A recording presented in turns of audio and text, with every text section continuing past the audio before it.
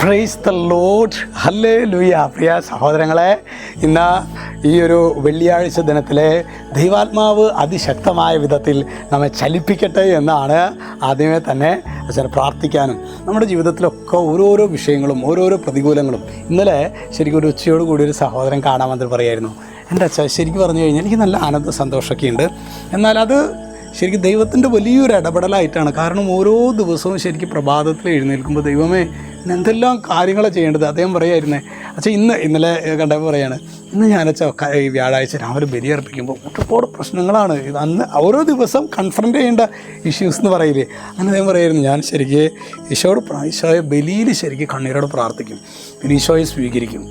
ഈശോ ഓരോ ദിവസവും അതിജീവിക്കേണ്ട കാര്യങ്ങൾ മനോഹരമായ വിധത്തിൽ ഈശോ തന്നെ നടത്തിത്തരും. Praise the Lord, hallelujah. അതുകൊണ്ട് ഇന്ന് നമ്മൾ ശരിക്കും ധ്യാനിക്കുന്നത് അതായിട്ട് ബന്ധപ്പെട്ടൊരു വചനമാണ്. അത് 2 കൊരിന്ത്യൻസ് 10:3 പറയാണ്, ഞങ്ങൾ ജീവിക്കുന്നത് ജഡത്തിലാണ് എങ്കിലും ജഡിക പോരാട്ടമല്ല ഞങ്ങൾ നടത്തുന്നത്.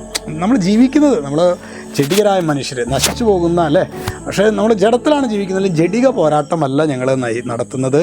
എന്തുകൊണ്ടെന്നാൽ ഞങ്ങളുടെ സമരായുധങ്ങൾ ജഡികമല്ല, ദുർഗമങ്ങളായ കോട്ടകൾ തകർക്കാൻ ദൈവത്തിൽ അവ ശക്തങ്ങളാണ്. അതായത് തകർക്കാൻ കോട്ടകൾ അപ്പോൾ നമ്മുടെ ജീവിതത്തിൽ പ്രതികൂലങ്ങളുണ്ടാകും, പ്രശ്നങ്ങളുണ്ടാകും, അതുപോലെ തന്നെ ചില തകർച്ചകളുണ്ടാകും, രോഗങ്ങളുണ്ടാകും. പക്ഷേ പ്രിയ സഹോദരങ്ങളെ, ജഡിക പോരാട്ടമല്ല നമ്മുടെ സമരായുധങ്ങൾ എന്ന് പറയുന്നത്. നശിച്ചു പോകുന്ന സമരായുധങ്ങളല്ല നമ്മുടെ സമരായുധങ്ങൾ. വിശുദ്ധരുടെ കൂട്ടായ്മയിലെ, രക്തസാക്ഷികളുടെ കൂട്ടായ്മയിലെ അമ്മയോട് ചേർന്ന് പരിശുദ്ധാത്മാവിൽ യേശുവിനെ നമ്മൾ ആരാധിക്കുമ്പോൾ, പിതാവിനെ യേശുവിൽ പിതാവിനെ നമ്മൾ ആരാധിക്കുമ്പോൾ, അത് പ്രിയ സഹോദരങ്ങൾ, ഇറ്റ്സ് സോ പവർഫുൾ.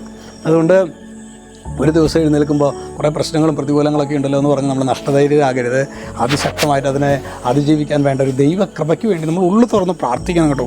ഹൃദയം കൊണ്ട് നമ്മൾ കണ്ണീരോടെ പ്രാർത്ഥിക്കുമ്പോൾ ദൈവം വഴികൾ തുറക്കും കേട്ടോ. രക്ഷിതാവായ യേശുക്രിസ്തുവിൻ്റെ നാമത്തിൽ അനുഗ്രഹിക്കുന്നു, ഇപ്പോഴും എപ്പോഴും എന്നേക്കും. ആമേൻ.